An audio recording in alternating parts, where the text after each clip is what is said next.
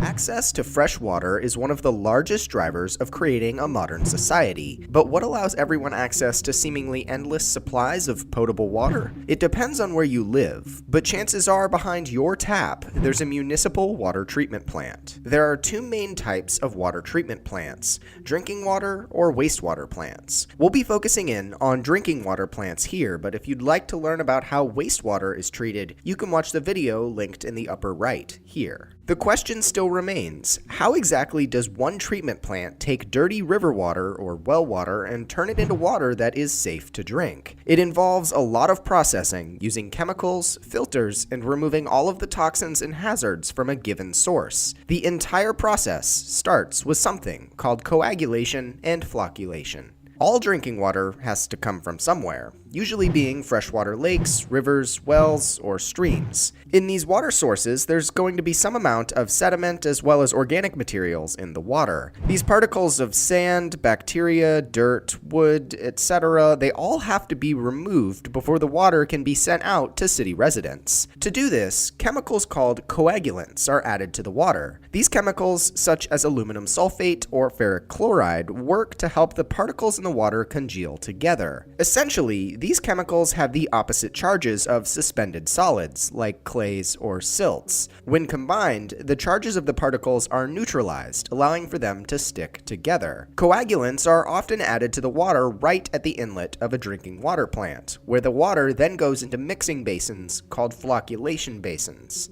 In these basins, the solution of water and coagulant will slowly be mixed together to form what are called floc particles. After mixing for a set amount of time determined by water quality in the flocculation basins, the water is moved to sedimentation basins. It's in these holding tanks where the water sits for the floc particles to begin settling out at a faster and faster rate, which is the intended goal of this process. By simply adding and mixing these chemicals into the water and letting that water sit, a large portion of the sediment will settle out to the bottom as sludge, which can be taken away to a landfill or holding facility. The floc particles are ultimately removed from the bottom of basins, and the clean water, being the cleanest at the top due to the settling particles, flows over weirs to the next stage in the process. In some plants, engineers actually use dissolved air flotation tanks in place of sedimentation basins. In these cases, air is pumped into the bottom of the tanks, creating a cascade of tiny bubbles. As these bubbles float to the surface, they take floc particles with them, forming a film of floc on the surface of the tanks. Then, a sweeper arm pushes the floc into a collection basin where it's taken to a handling facility. In dissolved air flotation tanks, the clean water is taken from the bottom, where the least amount of floc is. When it comes to designing wastewater treatment plants, engineers will vary techniques based on the water source and how they want their final water to taste, feel, or otherwise be treated. The only regulation is the quality of water being pumped to the city, and in most cases, it doesn't matter how plants get the water to that point, which allows civil engineers a lot of creative freedom in the process. After the majority of solids are removed from the water during coagulation and flocculation, followed by sedimentation, the water flows over weirs to the next step: filtration. The water at this point will start looking clear, but there will still be bacteria and very small suspended solids in the mix. The filtration process will seek to remove the remainder of the suspended solids and bacteria to further bring the water up to snuff. Nearly every potable water treatment plant will use a sand filter for this process. Even in plants where engineers may not think it's needed, often sand filters will be added simply for extra measures to ensure clean water at the end. Sand filters are exactly what they sound like: a basin of fine to coarse sand that filters water. It would theoretically be possible to treat drinking water with only sand filters, but that would result in frequently clogged sand filters, resulting in lower efficiency and more cleaning time. These sand filters can be set up in essentially two different ways. Either the water flows from the bottom and exits the top, or the water flows from the top and exits the bottom. Each layout presents its own set of unique problems, but the most common technique is actually for the water to flow from the bottom to the top.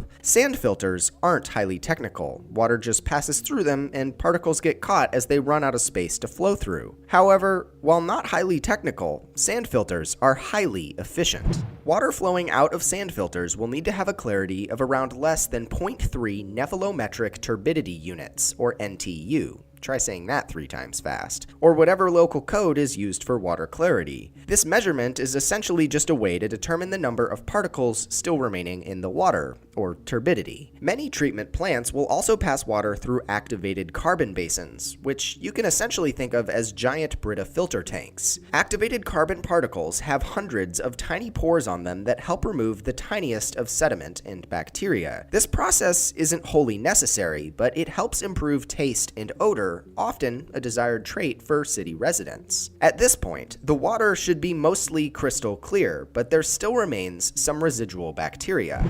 That leads us to the next step: disinfection. There are 3 main ways of disinfection in the water treatment process, which can be used individually or in combination with one another, depending upon design. First, chlorine or chloramine treatment.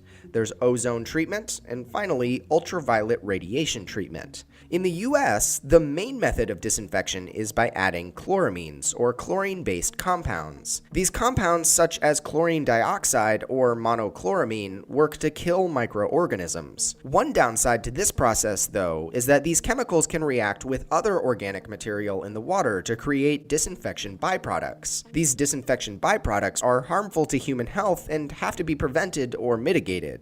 This extraneous reaction with other organic material is also why chlorine disinfection must come at the end of the treatment process. If added at the beginning, an abundance of disinfection byproducts would be created, causing a plethora of issues for the engineers and plant operators. Even with all of this, chlorine is used mainly because of how it kills pathogens. It not only kills any pathogens in the water at the plant, but residual chlorine levels also remain in the tap water, killing any contaminants that might get introduced after leaving the plant. Most cities or states will have maximum or minimum chlorine levels in the treated water in order to keep both the water treated and city residents safe. The other most common method of treatment is ultraviolet radiation. In this process, UV light is shined through the water, which scrambles any bacteria's DNA. This doesn't kill the bacteria, but it makes it impossible for them to reproduce, thus making them harmless. The main downside to this disinfection process is that it isn't residual like the chlorine, meaning that any bacteria introduced to the water after this process can't be treated. Finally, we're left with ozone treatment. This process involves adding ozone, O3, to the water. Called ozonation, the ozone kills the bacteria in the water as well as improving the taste and odor. In most cases, this treatment process also requires that a chemical be used to remove any ozone at the end, such as sodium bisulfate, as not to cause any harmful effects to the city's population or anyone who might drink the water. After the water is treated, in any one of these 3 disinfection processes, it's ready to be pumped into a city's pipe network for delivery to your tap. The water flowing out of a plant is tested for various levels of chemicals, particles, and other qualities all outlined in a plant's permit. This permit, set by the governing agency, regulates water quality and holds the treatment plant accountable in the treatment process. At this point, all the water is fit for human consumption per the permit, and the treatment plant is tasked with keeping it flowing through the pipes in your city. Constant pressures of 40 psi must be kept at the outlets of the water in the system so that in areas of high elevation in the pipe network, the water retains residual pressure. 1 foot in water elevation is directly correlated to an increase or decrease of 0.433 psi. So as water is pumped throughout the city, its pressure at any given point of differing elevation fluctuates. Positive pressure always has to be achieved as to not let any external water in the ground flow through pipe cracks or joints. This would contaminate the entire system and is one reason why you might experience a boil water notice. Essentially, that means engineers have reason to believe that somewhere in that city's pipe network dropped below the required PSI and water or contaminants might have infiltrated the system. Massive pumps at the treatment plant supply pressure to the system through constant operation. Some of this pressure can be stored as elevation in water towers, which can give pumps a backup in emergencies or fire flows.